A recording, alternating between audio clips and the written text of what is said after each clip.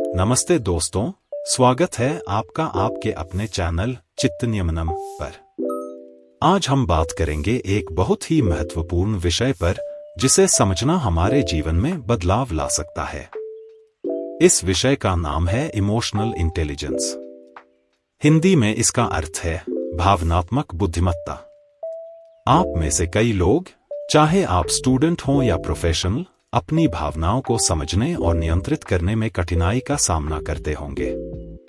कुछ लोग ऐसी यादों के बोझ तले दब जाते हैं जिनको याद करने से उन्हें तकलीफ होती हो। कुछ लोग तनाव, चिंता और डिप्रेशन से जूझते हैं। तो आज हम जानेंगे कि कैसे इमोशनल इंटेलिजेंस के जरिए आप अपने मन को स्वस्थ रख सकते हैं, खुद को एक सकारात्मक माइंडसेट के साथ विकसित कर सकते हैं और अपने जीवन में संतुलन बना सकते हैं। तो चलिए शुरू करते हैं आज का टॉपिक, इमोशनल इंटेलिजेंस। तो सबसे पहले बात करते हैं, इमोशनल इंटेलिजेंस है क्या? यह वह क्षमता है जिसके जरिए हम अपनी और दूसरों की भावनाओं को समझ पाते हैं, उनका सही तरीके से सामना कर पाते हैं और उन्हें मैनेज कर सकते हैं। यह केवल मानसिक क्षमता नहीं, बल्कि वह कौशल है जो हमें अपने जीवन को अधिक सफल और खुशहाल बना सकता है। इसे और अच्छे से समझने के लिए 3 इंपॉर्टेंट माइंड सेट को समझते हैं। सेल्फ अवेयरनेस, अपनी भावनाओं को समझना और पहचानना कि वे हमारे सोचने और काम करने के तरीके को कैसे प्रभावित करती है। सक्सेसफुल लोग अपनी क्षमताओं और कमजोरियों को बहुत अच्छी तरह पहचानते हैं। वे जानते हैं कि किन क्षेत्रों में उन्हें सुधार करना है और कौन से कार्य उन्हें सफलता दिलाएंगे। उदाहरण के लिए, बड़े बिजनेसमैन जैसे वॉरेन बफेट अपनी आत्मजागरूकता के कारण ही सही निर्णय ले पाते हैं। वे जानते हैं कि उन्हें कौन से बिजनेस में निवेश करना चाहिए और किस में नहीं। यह आत्मजागरूकता उन्हें गलत फैसलों से बचाती है और सफलता की राह पर बनाए रखती है। सेल्फ रेगुलेशन, अपनी भावनाओं को नियंत्रित करना और इम्पल्सिव रिएक्शंस से बचना। इम्पल्सिव रिएक्शंस का मतलब होता है वो प्रतिक्रियाएं जो हम बिना सोचे समझे तुरंत और अचानक करते हैं। ये प्रतिक्रियाएं अक्सर किसी भावनात्मक उभार के कारण होती हैं, जैसे गुस्सा, डर या खुशी। ऐसे समय में इंसान अपनी भावनाओं को काबू में नहीं रख पाता और बिना परिणामों के बारे में सोचे कोई प्रतिक्रिया दे देता है। उदाहरण के तौर पर, अगर कोई व्यक्ति आपको गलत बात कहे और आप तुरंत गुस्से में आकर चिल्ला दें, तो ये एक इम्पल्सिव रिएक्शन कहलाएगी। ये प्रतिक्रिया बिना सोचे समझे होती है और अक्सर इसका असर बाद में पछतावे या नुकसान के रूप में सामने आता है। सेल्फ रेगुलेशन, इसके बारे में एक एग्जाम्पल देखते हैं। अमीर लोग अपनी भावनाओं और व्यवहारों को नियंत्रित करने में माहिर होते हैं।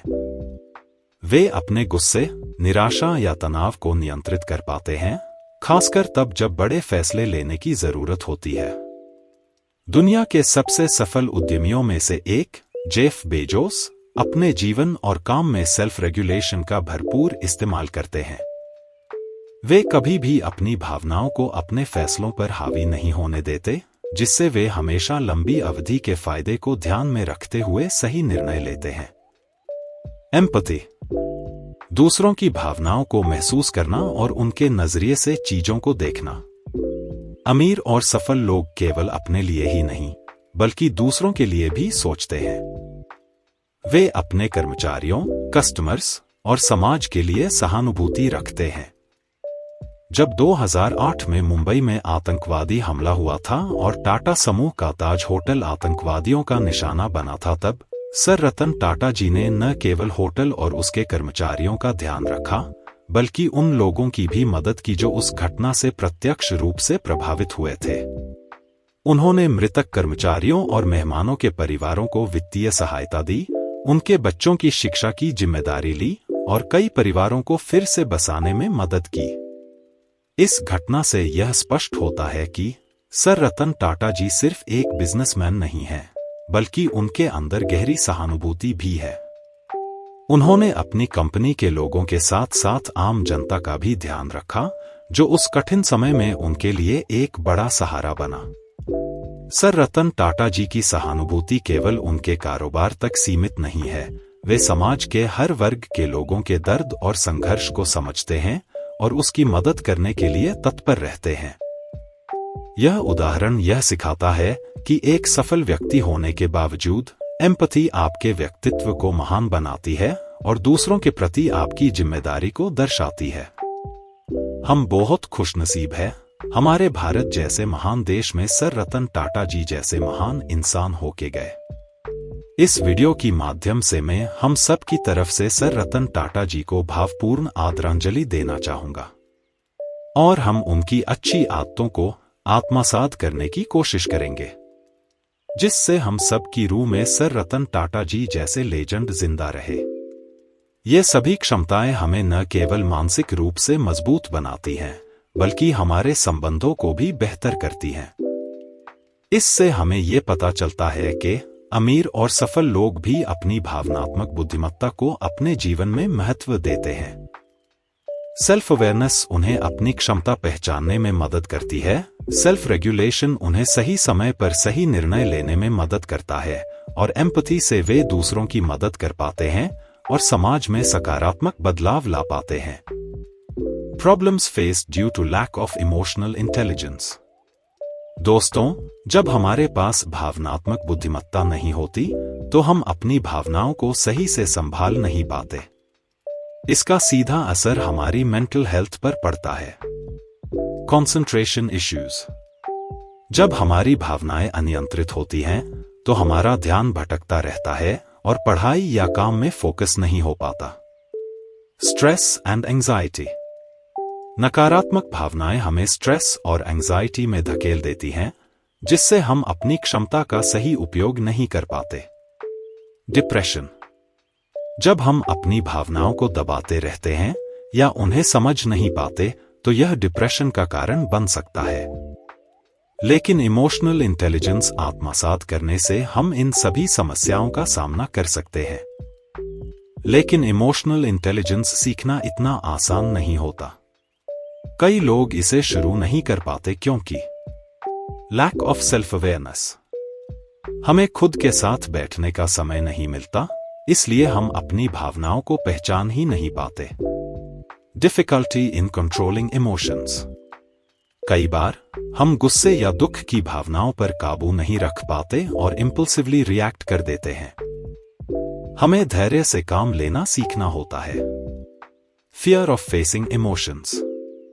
कई लोग अपनी भावनाओं से बचने की कोशिश करते हैं क्योंकि उन्हें लगता है कि उन्हें सामना करने से दर्द होगा।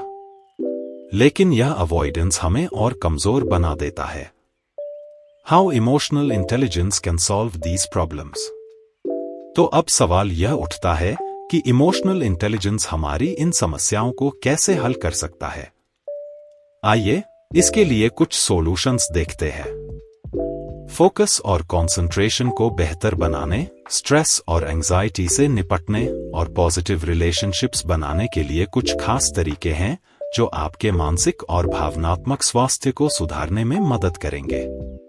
एक, फोकस और कंसंट्रेशन को बेहतर बनाने के लिए मेडिटेशन।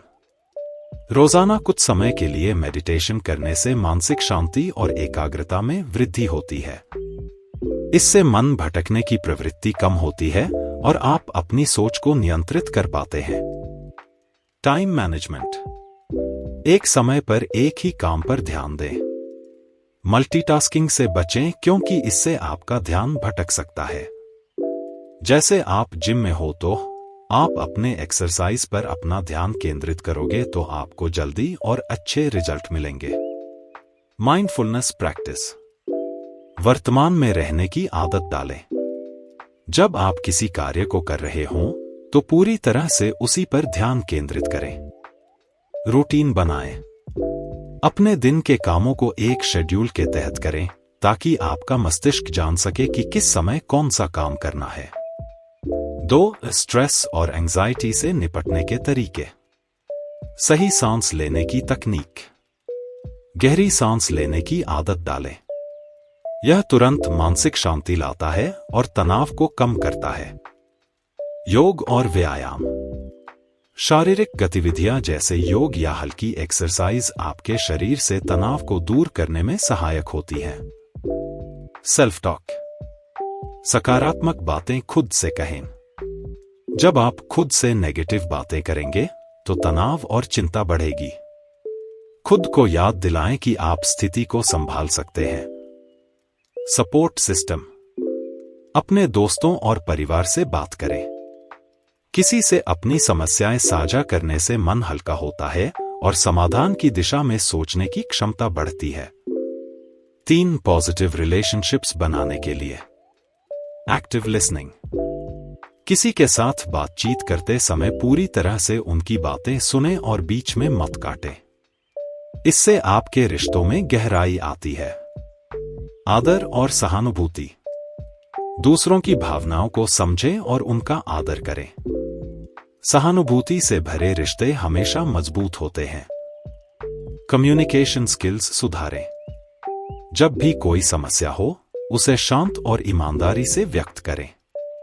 इससे गलतफहमी और विवादों से बचा जा सकता है। फॉरगिवनेस।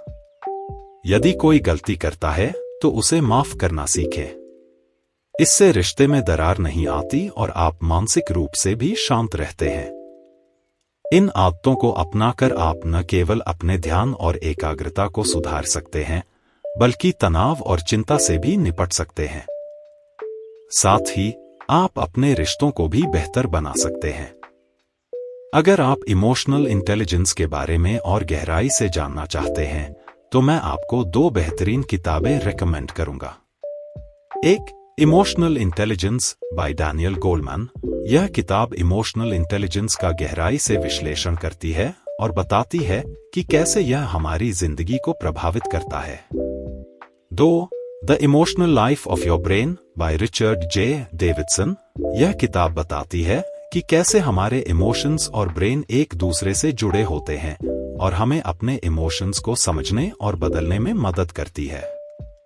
दोस्तों, इमोशनल इंटेलिजेंस न केवल आपको मानसिक रूप से मजबूत बनाएगा, बल्कि आपकी सफलता और रिश्तों में भी बड़ा योगदान देगा।